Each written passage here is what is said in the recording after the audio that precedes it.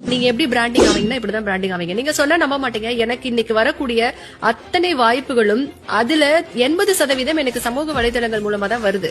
நமக்கு என்ன பிரச்சனை அப்படின்னா, என்ன பத்தி நான் பெருமையா பேச மாட்டேன். ஆனா மத்தவங்க எல்லாரும் என்ன பத்தி பெருமையா பேசணும். என்ன பத்தி நானே பேசலாம், எவன் பேசுவான்? நம்ம தான் சார் பேசணும். இன்னைக்கு இருக்கக்கூடிய சூழல்ல உங்களுக்கு எவ்வளவு டேலண்ட் இருக்கு அப்படிங்கறத உங்களை விட உங்களை சுத்தி இருக்கிறவங்க தெரிஞ்சிருக்கணும். அப்பதான் உங்களுக்கான வாய்ப்புகள் வரும். அதே போல நமக்கு டேலண்ட் இருக்குன்னு நம்ம நம்பணும். இன்னைக்கு நிறைய பேர் நம்ம அதை பண்றது இல்ல. நீங்க பாருங்க, நல்லா பாடுவாங்க. ஆனா ஒரு பாட்டு பாடி ஏதாச்சும் ஒரு அப்லோட் பண்ணிட்டா யாராவது நம்மள ஏதாச்சும் சொல்லிருவாங்களோ அப்படின்ட்டு அவங்க பண்ண மாட்டாங்க. சில பேர் நல்லா வரைவாங்க, சில பேர் நல்ல டிப்ஸ் கொடுப்பாங்க. நீங்க என்ன வேணாலும் நீங்க ஆர்வம் வச்சுக்கோங்க. ஸ்டார்ட் பண்ணுங்க பர்சனல் பிராண்டிங். உங்களுடைய நீஷ் என்னன்னு ஃபைண்ட் அவுட் பண்ணுங்க. என்ன பிடிக்கும், கெரியர் ஓரியன்டா பண்ண போறோமா இல்ல இன்ட்ரெஸ்ட் ஓரியன்டா பண்ண போறோமா?